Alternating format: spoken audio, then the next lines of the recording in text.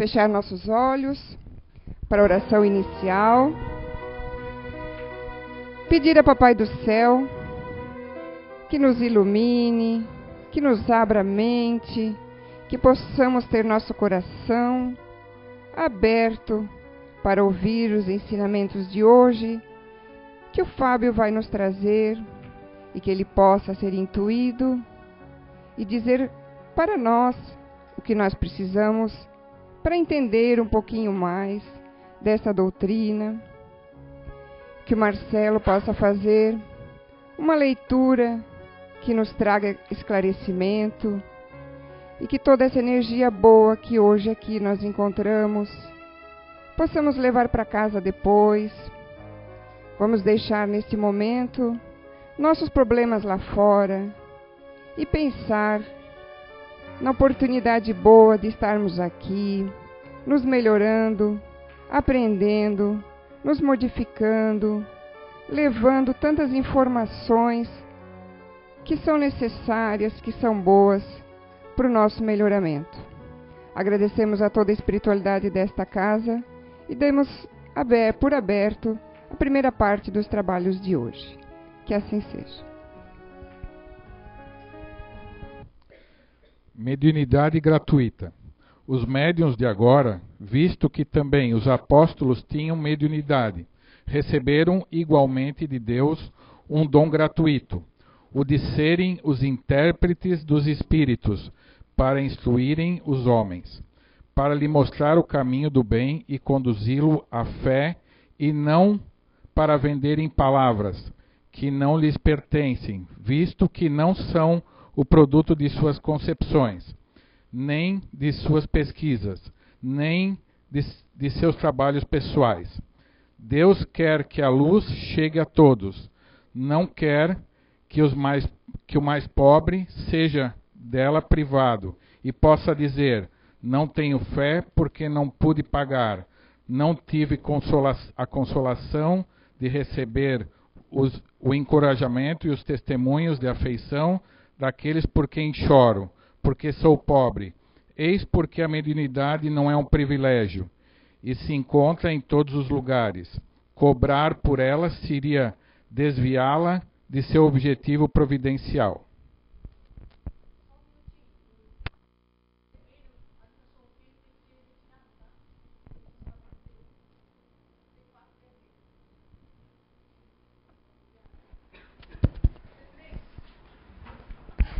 C3 vermelho, então.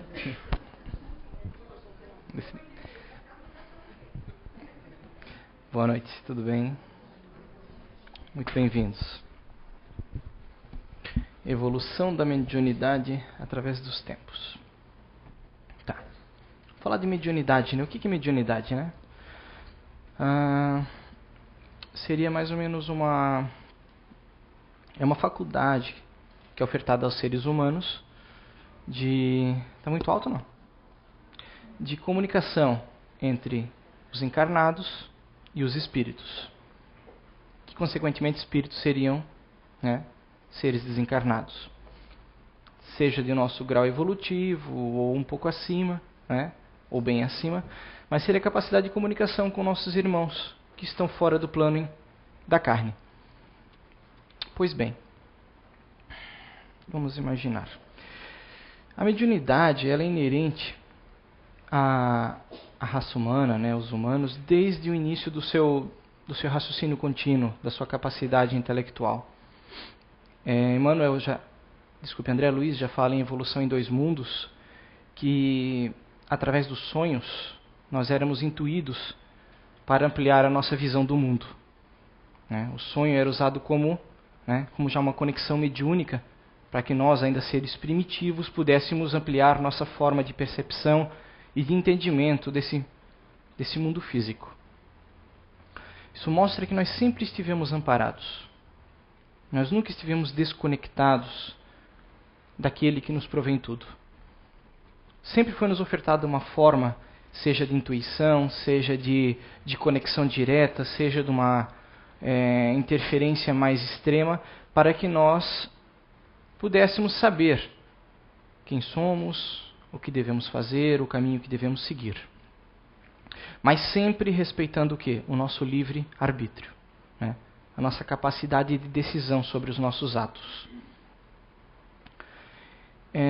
Ela falou do livro Pinga Fogo. Eu lembrei de um caso. Chico, ele, para quem não teve oportunidade, nos anos 70, acho que era até na Tupi, havia um programa chamado Pinga Fogo, em que o Chico se prestou a responder perguntas das mais diversas ordens, né? Desde pessoas de alguns credos religiosos, a jornalistas, a espíritas. E certa vez ele contou que quando ele era jovem, com seus 21 anos, ele regava plantação de alho no final do dia, né? Ele com o regadorzinho dele e tal, no seu pouco conhecimento que ele tinha da escolaridade. E eu não me lembro agora qual era o espírito que veio até ele e disse que queria, né, através dele, psicografar enormes poesias e informações e conhecimentos, e que aquele ambiente era maravilhoso e que aquilo ia propiciar a ele uma enorme compreensão e percepção da vida, etc, etc, etc. E o Chico, regando a lina dele e tal. Aí ele disse, pois mas eu não sei se eu vou entender isso tudo, porque ele vinha com palavras como fótons, isso e aquilo, e etc, etc. Até que no momento ele disse, pois Chico, tá bom, eu vou fazer o melhor que eu puder, que eu vi que a sua cabeça não vai dar não. O que a gente vê quando o Chico fala isso? Que o maior médium que nós já tivemos nesse país, né, mais de 400 obras, qual era a principal característica dele? Humildade. Ele sempre, você pode observar em todas as expressões, tudo que o Chico deixou, todas as suas ações, tudo que ele fez, ele demonstrou uma impessoalidade, uma capacidade de se considerar pequeno e sempre expressar que a obra dele, tudo que ele fez ali, não era obra dele, era obra de quem? Dos irmãos melhores que através dele se expressavam. Então isso nos traz uma percepção de que o que é um nível de mediunidade realmente? O que se chama evoluir a mediunidade humana? A capacidade dos dons mediúnicos, seja de todas as esferas que a gente compreenda relacionados a isso. Que não é o seu nível de mediunidade. Não é a sua capacidade de falar com os espíritos, de ver, de ouvir, de sentir, ou de simplesmente ter uma intuição. É o que você faz com aquilo que você recebe. O modo que você usa aquilo que lhe é ofertado, a personalidade que você empreende, como você é, como você vive, acima de tudo. Por que a mediunidade nos é ofertada? Alguns têm algumas capacidades maiores, outros, como a maioria de nós, são apenas as intuições, a capacidade apenas de sentir coisas, de refletir a respeito, de ser intuído. Para nos ofertar o quê? O melhor uso dessa oportunidade nesse mundo. Não significa que Deus alguns dá dons maiores, outros dons melhores, a um ele considera melhor do que outros, não. Cada um recebe de acordo com com seu merecimento e com seus débitos. Porque mediunidade não significa evolução. Mediunidade também significa débitos para nós aqui, a maioria. Quando uma pessoa vem com uma mediunidade que a gente chama de ostensiva, de que tem responsabilidades a apreender nesse mundo, significa que ela violou várias leis. Para a maioria de nós, com poucas exceções, nós violamos várias leis da vida e depois tem uma oportunidade de vir e resgatar de uma forma mais rápida esses débitos para quais violamos com a natureza. Seja você ser um médium, seja você ser um palestrante, seja você ser um passista, seja você ser um trabalhador de qualquer dogma religioso, seja você ser um professor, educador de crianças, nos é ofertado o quê? A maneira de repararmos os desequilíbrios que causamos a esse plano. E a mediunidade, quando ostensiva, é uma boa maneira para isso. Então, resta sempre aquela pergunta: o que eu busco? O que eu creio? O que eu quero realmente? Principalmente para nós espíritas, Estamos aqui onde nos é ofertado um grande conhecimento, uma grande oportunidade de entendimento da vida e das coisas. Quanto a mim, o que eu busco nesse mundo, o que eu estou praticando? Quando eu vou atrás de um dogma religioso, através de uma seita, de uma religião, o que eu busco? Eu busco paz? Eu busco cura imediata aos meus problemas? Eu busco que alguém me explique aquilo que eu não entendo para que eu possa viver melhor, ou simplesmente eu tenho curiosidade sem um fim definido para ela? A oportunidade de estarmos nesse mundo, ela é fantástica. Ela é grandiosa, a oportunidade de crescermos, de evoluirmos. E quando nós temos um entendimento disso, essa oportunidade ela amplia-se muitas vezes. Nós estamos vivendo numa era onde isso tudo nos é ofertado, o conhecimento está à nossa disposição como nunca antes esteve. No início vamos retornar alguns séculos, milênios no passado, como funcionava, né? Os iniciados, as pitonisas, as pessoas que tinham algum contato, eram seitas secretas, eram seitas dogmáticas, onde as pessoas criavam coisas de acordo com aquilo que entendiam da vida, né? Zoroastro, o Deus do fogo, etc. Outras maneiras que as pessoas, conforme a sua mediunidade e a percepção que tinham do mundo, tentavam trazer às pessoas aquela percepção do bem e da certeza. Século XIX, ciência consegue alcançar um grau equilibrado, né, o grau renascentista, né, onde tudo é oferecido, onde a medicina, onde a interpretação da vida, do mundo, da natureza, das leis da natureza, alcança um grau excelente. Nesse momento o Espiritismo surge. Por quê? Porque a base dele é a ciência. Então ele nos oferta a interpretação das leis da natureza, utilizando-se da mediunidade, daquilo que é a razão da nossa existência. E a lucidez vem a todos. A capacidade de entender a vida, de entender quem somos, é ofertada a todos a partir desse momento. O Consolador que Jesus nos prometeu, quando Ele nos trouxe a lei do amor, chegou nesse dia, nessa época. E desde então Ele vem crescendo. Ele vem crescendo, seja através do Espiritismo ou de outras formas espiritualistas. Essa expressão, esse conhecimento, esse entendimento, ele se propaga entre nós. Nós sabemos que nós somos imortais, temos a certeza da imortalidade. Se precisamos termos provas das mais diversas. Nós entendemos que somos responsáveis por nossos atos, que não existe injustiça no mundo, que tudo é resultado de lei de causa e efeito. Nós entendemos que aquele ser maior que nos criou é sábio, justo, amoroso e nunca nos abandona. Que tudo que nós vivemos aqui é temporário, é passageiro. Que a dor, as dificuldades, as imperfeições físicas que temos, tudo é passageiro. E não se trata de um Deus injusto, que um dá mais, outros a menos, não. Se trata de um ser perfeito, que nos oferta a todos a oportunidade do aprendizado e do crescimento. E do resgate quando erramos. O Espiritismo, ele pegou a mediunidade de uma maneira e elevou a um grau de evolução nunca visto antes nesse mundo. Ele nos trouxe explicações com clareza, com a percepção da vida, das leis de Deus, com a percepção de que devemos ser bons, a certeza de que vale a pena sermos bons. De que não se trata apenas dos valores do mundo, da natureza, os valores da sociedade, que a sociedade impõe, que você tem que ter tal coisa, você tem que estudar tal coisa, você tem que parecer tal coisa. De que isso tudo passa. De que aquilo hoje parece importante, um dia não vai ter mais importância. Os valores desse mundo. Mas de que você é a coisa mais importante presente nesse mundo. Que você é parte integrante de um processo enorme, que não dá para mensurar a grandiosidade desse processo. Que você iniciou lá pequenininho, no início dos tempos, e você hoje já está aqui. Você já tem todas essas suas capacidades desenvolvidas. Você tem o raciocínio, você tem a bondade, você tem o amor, você tem a beleza interior, que é o que vale mais. Que você tem uma expressão de energia que não dá para mensurar por medições humanas. O seu grau de energia, de pensamento, pode cruzar o universo. Nós não temos a percepção disso ainda. Mas para quando a gente ora, o nosso pensamento, até onde ele vai? Onde está Deus? Onde está a ordem maior?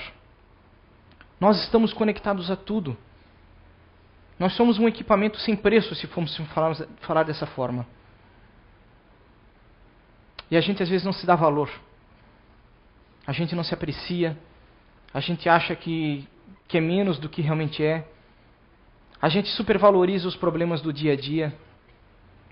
Os problemas do trabalho, da família, das dificuldades. E a gente pega algo que é assim desse tamanho e faz desse tamanho. Voltando à evolução em dois mundos, quando André Luiz disse, através dos sonhos, a espiritualidade ampliava a nossa visão da vida. Até hoje a nossa visão da vida ela é turva, ela é pequena. Nós até hoje precisamos que a espiritualidade, que os irmãos mais esclarecidos venham nos mostrar a visão real da vida. Que a gente não vê o mundo como ele é. A gente vê o mundo com uma pequena percepção. A gente acredita no caos, a gente acredita nas dificuldades, a gente acredita nos problemas.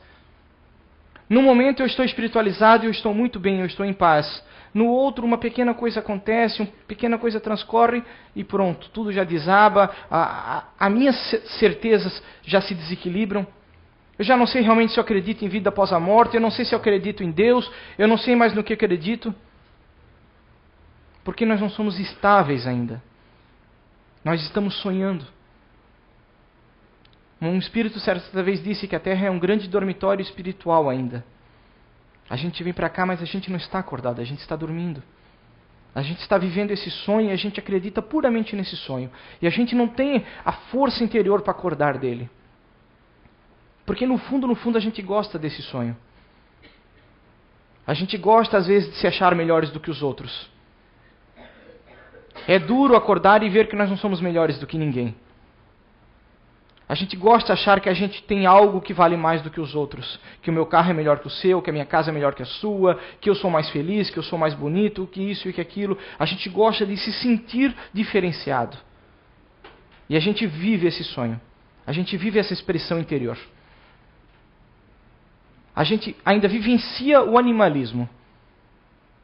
A gente não consegue se desprender dele. A gente gosta dessa energia. A gente gosta daquela vibração interna do ataque, da luta, da constância, da batalha, do sentir-se forte. A gente não aprendeu ainda a ser suave. Não aprendeu a sentir. Não aprendeu a ver direito. Mas o que a gente quer, a gente sabe bem. A gente quer o agora, o prazer, a felicidade nesse momento. Esse é o grande problema. A gente não busca paz, a gente busca felicidade. A gente busca prazer. A paz é algo que está dentro de nós, que não é externo, que não pode ninguém nos ofertar, que não pode ninguém nos dar, que isso pode ser desenvolvido através daquilo que nós temos certeza. Aonde nos posicionamos, onde percebemos, é isso que eu sou, é isso que eu sei fazer e é isso que eu posso fazer agora. Aquilo que está além dos meus limites, infelizmente eu não posso modificar, eu não posso influenciar. Mas então eu tenho certeza que eu posso fazer a minha parte. E é nesse momento que nós nos conectamos. Que essa dita mediunidade flui em todos nós. É a nossa conexão com aquilo que realmente devemos conectar. Com a ordem, com as leis maiores. Que é com quem somos realmente. Não com aquilo que parecemos, que queremos parecer para os outros. Ter a capacidade de respeitar os defeitos temporários dos outros. A gente tem muita dificuldade nisso. Eu mesmo hoje, eu estava vindo de carro, aí tinha um carro da autoescola lá na frente, aí você já... Ai meu Deus, né? Você já sente, né? Vou a 30 por hora, né? Todos, e vai. Eu disse, meu Deus, ela não vai dobrar a esquerda, ela vai. E continua. Sabe, é um instinto nosso. A gente tem a pressa, a gente quer agilidade, a gente quer tudo para ontem. Poxa, eu sou bom em dirigir, eu dirijo rápido, por que ela não dirige? A gente cobra dos outros. A gente quer que os outros sejam aquilo que eu acho que eu sou bom. A gente não tem respeito, a gente não tem responsabilidade com a vida. A gente não aproveita aquele momento, bom, agora eu vou mais devagar, deixa eu pensar em tudo que eu tenho para resolver a hora que eu chegar lá. Não, a gente quer chegar o quanto antes sem nem saber o que vai fazer quando chegar lá. A gente não vive o presente. A gente sempre quer viver o futuro. Quer viver o futuro. Não é possível viver o futuro. É impossível viver o futuro. Enquanto a gente buscar viver o futuro, a gente não vive nem lá nem aqui. A gente fica naquele motor automático. Graças a Deus ainda nós temos isso, né? Nós precisamos de mais, né? Desse controle piloto automático que a gente tem, né? Quando você faz uma coisa, não sabe nem como fez. Eu fiz, mas como? Eu nem sei como eu fiz. Porque a gente não estava presente. Eu dirigi até aqui, mas eu nem sei como eu dirigi. Eu não vi fazer a curva, trocar marcha, nada. Porque foi o piloto automático que veio trazendo. Por quê? Porque eu não acompanho o que eu estou fazendo. Eu não vivo o presente. Eu quero viver o futuro. Aquilo que eu não alcanço. Quando eu me aposentar eu vou ser feliz. Aí eu vou viajar, aí eu vou conhecer o mundo. Quando meus filhos crescerem, meu Deus, a minha vida vai ser tão melhor, eu vou parar de sofrer, de me incomodar. Quando aquilo. Poxa, que bom que eu tenho filhos pequenos. É difícil, mas que bom que eles estão aqui comigo. Que bom que eu ainda posso trabalhar. Que bom que eu ainda tenho isso na minha vida. A gente quer viver o futuro porque a gente acha que a nossa felicidade está lá. E a felicidade não está no futuro. Ela está, mas num futuro bem distante, que a gente ainda não alcançou, que a gente está bem longe. A felicidade plena. Mas nós temos os pequenos lapsos de prazer e de felicidade que estão aqui agora, ao nosso alcance. Que bom estar aqui com vocês hoje. Um dia não estaremos mais juntos, reunidos. Que bom estar aqui numa quarta-feira, né, vibrando junto, querendo bem, pensando bem, né, imaginando, poxa, será que tem espíritos bons aqui conosco? Quem está aqui, né, tentando me intuir nesse momento, fazer eu esquecer dos meus problemas lá em casa, daquilo que eu tenho para resolver amanhã, fazer eu pensar no hoje, no agora? Qual o meu grau de mediunidade nesse momento? Todos somos médiuns. Como eu estou usando isso agora? Eu estou usando... Ou estou pensando que eu estou perdendo... Aqui agora é chiquititas, acho, nesse momento, né? Eu estou perdendo, né? Por que eu não estou lá em casa, né? Fazendo uma boa refeição, de perna para cima? Não, eu vim aqui, estou sentado numa cadeira de plástico, com ar-condicionado na minha cabeça aqui. O que eu estou fazendo aqui nesse momento? Eu busco paz, eu busco conhecer-me, eu busco crescer. Isso não tem preço. É o seu esforço. Não é o meu esforço, não é o dele é o seu que funciona. É o esforço que você empreende sobre suas más tendências para mudar, para melhorar, para um dia ser uma pessoa que faz diferença nesse planeta. Você será lembrado como quando partir daqui? Como uma pessoa ranzinza que encrencava com todo mundo? Há momentos que devemos ser ranzinzas, encrencar com as pessoas. Não estamos colocando defeitos, estamos colocando como queremos ser lembrados.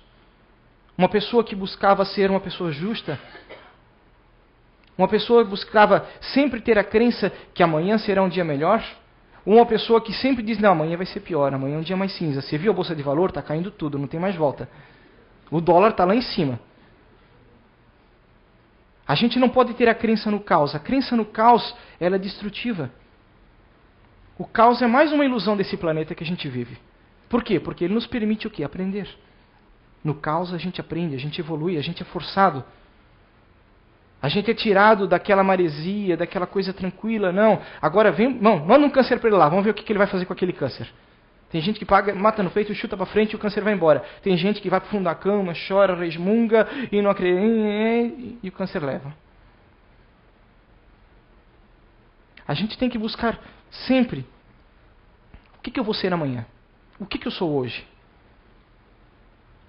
Que bom que eu posso estar aqui hoje. Sério mesmo, eu estou muito feliz de estar aqui com vocês hoje. No começo a gente pensa assim, poxa, deve ser tão difícil ser palestrante, deve ser tão difícil a gente ter que ir lá falar as coisas para as pessoas. Por quê? Porque se eu fizer uma coisa errada lá fora, as pessoas vão dizer o que de mim?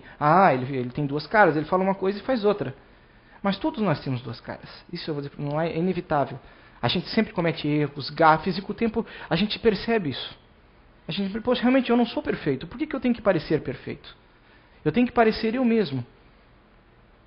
E essa é a parte mais difícil. A gente aceitar que as pessoas vejam como nós somos. Nós queremos montar uma imagem de que eu sou perfeito, eu sou sábio, eu sou justo, eu sou médium. Gente, eu já fui expulso de mesa espírita. Eu fazia parte de mesa mediúnica muitos anos atrás e eu não estava pronto. Aí uma pessoa que eu admiro até hoje por isso, José Fernando, ele veio, né? Falou comigo, eu acho que... Não, eu concordo, realmente. Que bom. Aquilo foi uma coisa excelente para mim.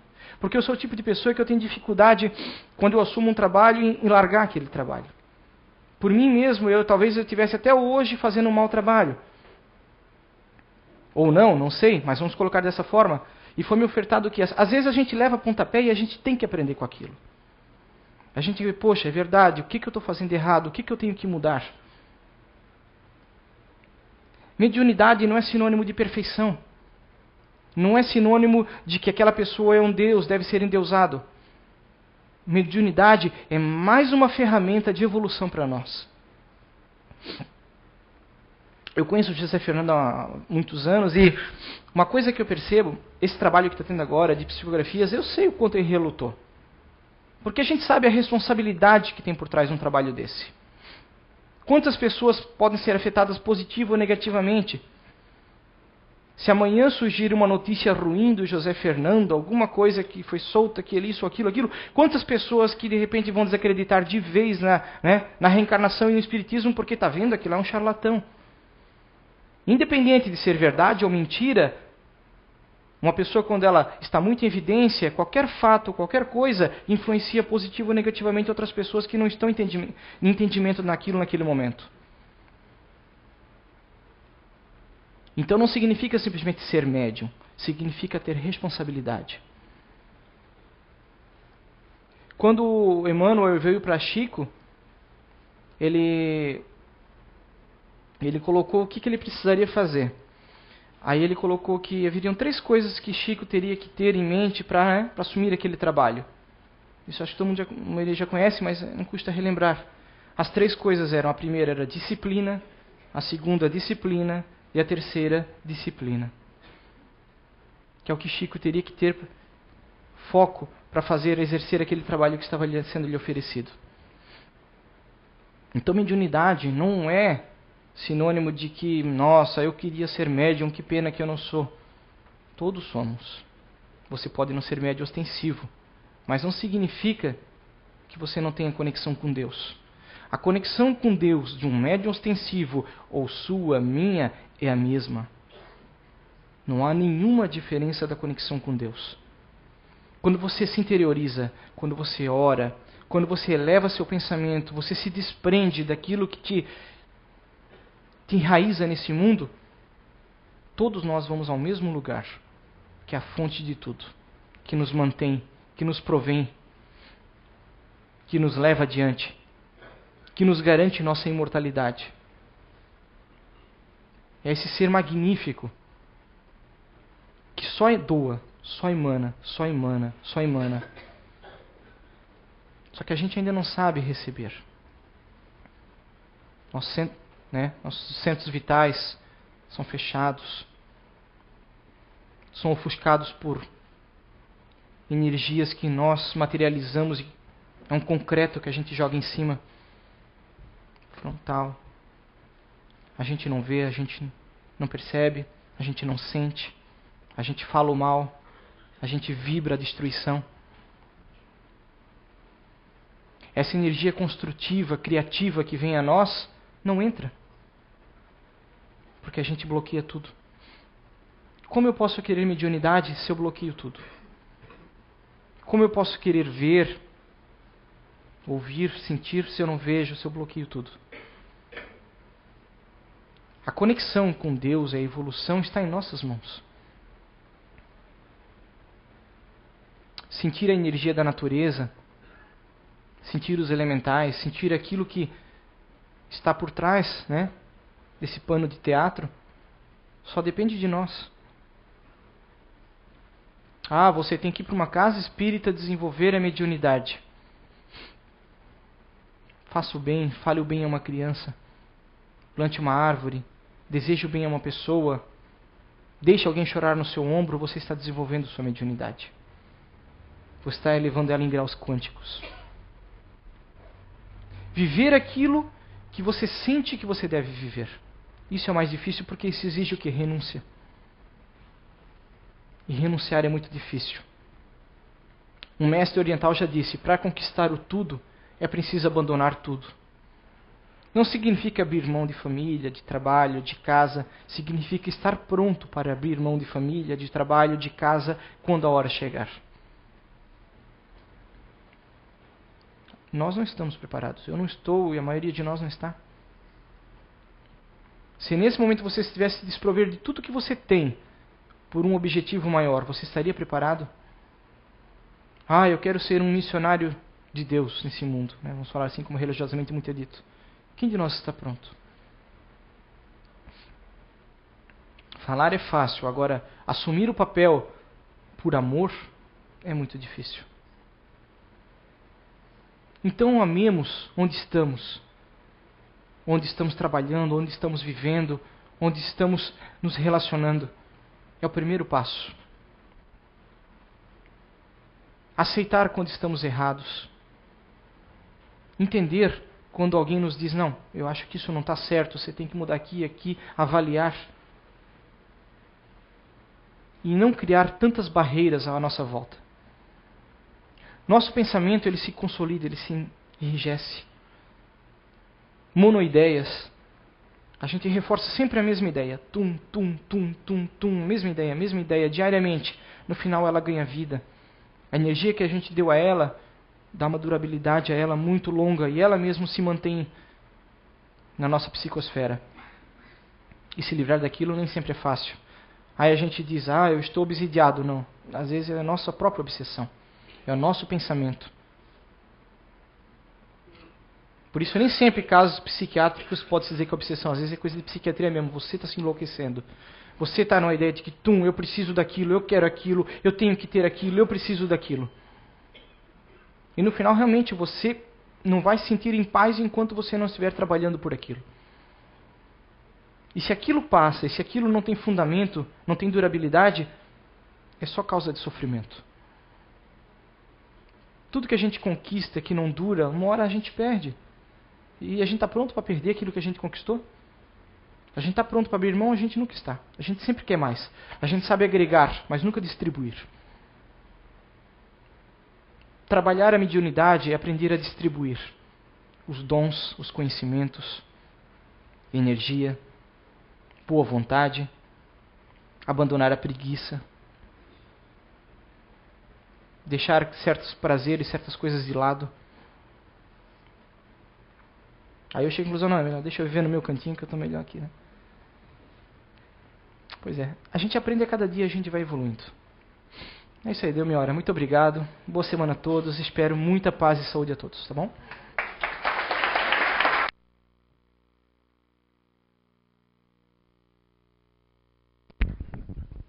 Obrigada ao Fábio, pela maravilhosa palestra. Apesar dos puxãozinhos de orelha, que a gente levou. Eu sou suspeita a falar que eu adoro as palestras do Fábio,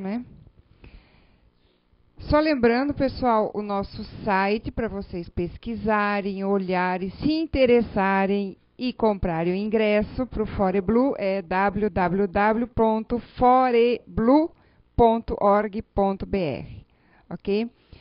Então vamos agora aguardar a oração que o Fábio vai fazer para nós e depois aguardar em silêncio também para o passe, ou quem não for tomar o passe, em silêncio, para a saída lá.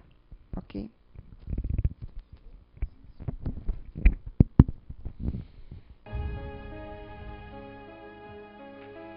Senhor,